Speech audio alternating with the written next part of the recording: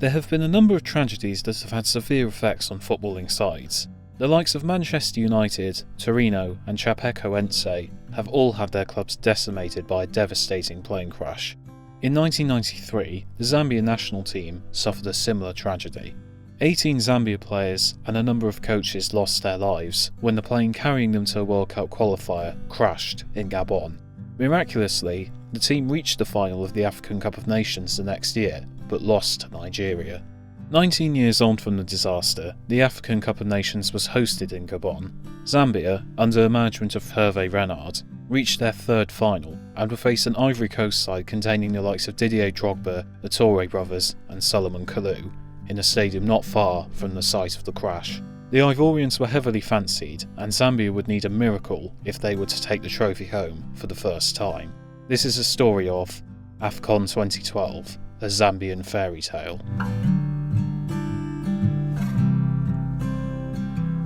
Zambia reached the AFCON Cup of Nations final for the first time in 1974. It was their first time playing in the tournament, but they would ultimately be beaten by Zaire in the final. They qualified for the majority of the next bunch of tournaments, but started to really impress in the late 1980s. In the 1988 Olympics, they announced themselves by thrashing Italy 4-0, with Kalusha Bwala scoring a hat-trick. With Zambia's club sides performing well in African continental competitions, the nation seemed to have found a golden generation. Zambian President Kenneth Kaunda had a strong love of football and had heavily invested in the game. But as the Zambian economy began to struggle in the late 1980s, it affected the team. Zambia had to withdraw as hosts of the 1988 African Cup of Nations due to a lack of funding, and often had to borrow jets from the Zambian Air Force to travel to games. Zambia were due to face Senegal in a World Cup qualifier. The military plane that they used was one that had raised concerns before. The plane stopped in Gabon to refuel on the way to Senegal. The plane underwent routine checks before taking off again. Only 2 minutes after takeoff, the plane exploded, killing everyone on board. It was a horrific tragedy, with almost all of the team gone in an instant. Kalusha Bwala and Charles Musonda only survived as they were making their own way to the game. Zambia so nearly turned things around, reaching the 1994 African Cup of Nations final, but they lost to Nigeria. They came close to qualifying for the World Cup too, but missed out after losing to Morocco in the final game.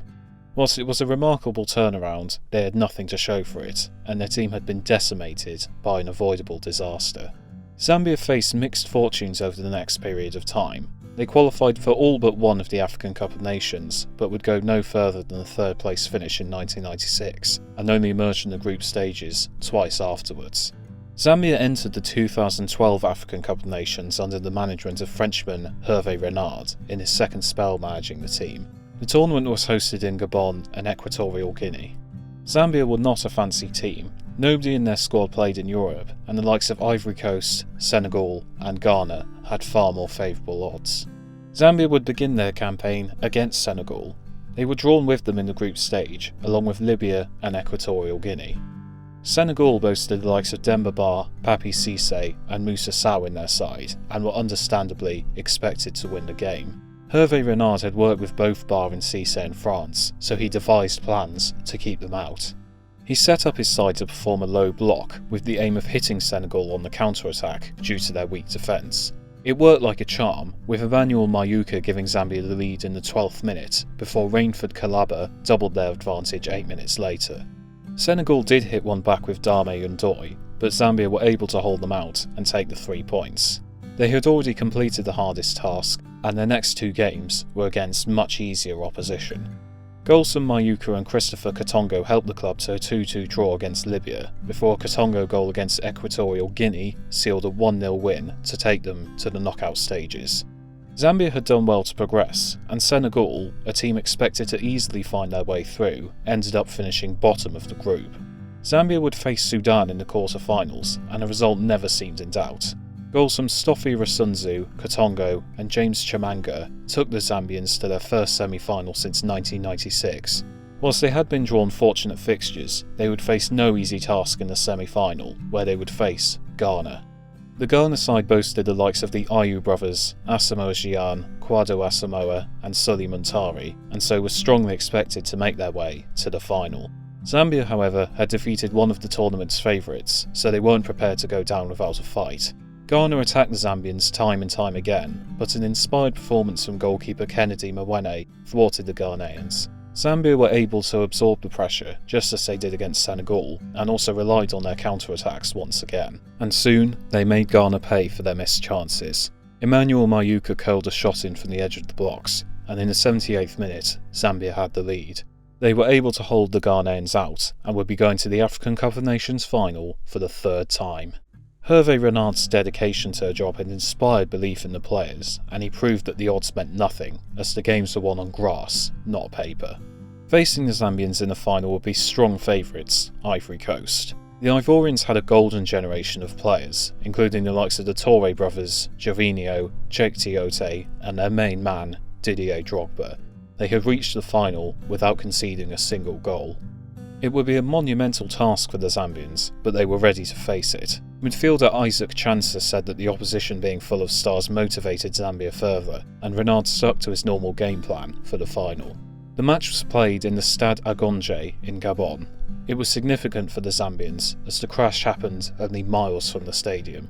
It was the perfect opportunity to pay tribute to their fallen heroes. Zambia played just as they had done before. The low block proved effective yet again, and the Ivory Coast struggled to find a breakthrough. Left-back Joseph Masonda sadly had to leave the pitch injured in the 13th minute, and walked off with tears in his eyes. The teams went in at half-time, level at 0-0. In his half-time team talk, Hervé Renard told his players that the Ivorians were getting tired, and the longer they could hold them out, the more tired they would get. He felt sure that they could defeat them on penalties if it came to it. Zambia continued to hold out the Ivorians, whose frustration grew more and more. The pressure on Ivory Coast was enormous, owing to the fact that fans were disappointed with the lack of success the team had achieved. People felt it was now or never, and as time went on, the Ivorians began to panic. But in the 68th minute, Gervinho brought the ball into the box and was barged over. The referee pointed to the spot. Didier Drogba stepped up to take the penalty. It was the chance for him to give his nation the lead, and a giant step towards the trophy. But he stepped up and blazed his penalty over the bar. Kennedy Mwene ran out of his goal and taunted Drogba. Zambia had survived, and the scores remained level. The game went into extra time, but neither side was able to find that vital goal. Kennedy Mwene impressed in the Zambian goal, keeping out the Ivorians as they grew more and more weary. Extra time came to a close with the scores still tied at 0-0. The game would go to a penalty shootout. Zambia had been practicing penalties daily for fun, but doing so meant that they were well prepared for this situation. Pressure was off them, whilst Ivory Coast continued to feel the pressure of expectant fans. Late Newcastle midfielder Cheick Tiote stepped up to take the first penalty. He tucked his in, and Ivory Coast had the lead.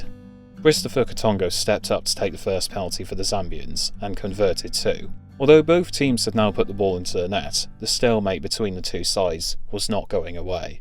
Both teams continued to score their penalties, taking the shootout to sudden death. Even though the penalty spot was beginning to fall apart, both sides continued scoring. There was no indication of who would blink first. With the scores level at 7-7, Manchester City defender Kolo Touré stepped up to put his side in front. He tried to place it into the bottom corner, but Kennedy Mwene pounced and made the save. It was Ivory Coast who had blinked first, and Zambia had the chance to make history. Winger Rainford Calabas stepped up. If he scored, Zambia would win the African Cup of Nations. With the other Zambia players together in song, it seemed like it was their moment. Calabas stepped up and hit the ball, but agonisingly blasted it over. Zambia had lost their advantage, and the scores remained level. It was up to Gervinho to give the Ivory Coast the lead, and put the pressure back on Zambia. Didier Drogba gave Gervinho words of advice before he walked to the spot. Hervé Renard remained calm, whilst a pivotal moment happened. Gervinho stepped up, but just as Drogba and Calabas did, he blasted it over the bar. Ivory Coast had fumbled again, and Zambia had a second chance to win the trophy. It was to be Stoppy Lasunzu who would have the chance to win the cup. He walked to the spot that by now had been desecrated by the amount of kicks it had faced. Sun Tzu walked to the box, whilst his teammates prayed and continued to be united in song. Sun Tzu prepared to take the penalty, muttering words to himself. It was on him to score and make history. Stoppy Lasunzu stepped up and hit the ball with power. There was no doubt about where it was destined. The ball flew into the corner. Zambia had done it. They had won the African Cup of Nations for the first ever time. They had done it against all the odds in honour of those who had lost their lives so close to the stadium. The Zambia players united in delirious celebrations, while Hervé Renard was held in the air by his colleagues in joy, and then carried the injured Masonda onto the pitch so that he could be part of the celebrations. The Zambian players formed a circle, and sang together once more in joy. The players proudly paraded the Zambian flag before receiving their well-deserved medals. The trophy was presented to Christopher Katongo. He lifted the trophy high in the air. One of the most beautiful stories in football had received its fairy tale ending. Hervé Renard stated, "They found the strength, I don't know where. There is something written somewhere. It just felt right, but it was not because of me. I don't know where it came from." Whilst goalkeeper Mwene said, "We are going to this tournament to put the souls of our fallen heroes to rest." Zambia were welcomed home to delirious scenes. Thousands lined the street to congratulate their heroes on their phenomenal victory. It was an achievement nobody expected, and they had defeated all the odds to take the trophy home. Hervé Renard would go on to manage the Ivory Coast national team and made things up to them, with the golden generation finally capturing the trophy in 2015.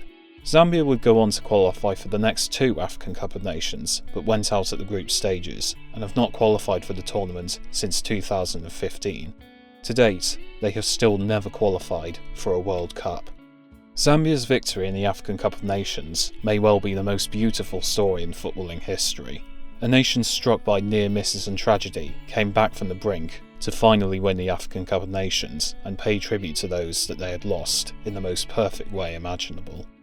Just looking at how much it meant to the Zambian players is enough to bring tears to the eyes, and it shows just how important football can be. Zambia's fortunes since the final may have declined, but Hervé Renard's Zambia side of 2012 will forever be legends in their homeland, and their triumph is a perfect footballing fairy tale.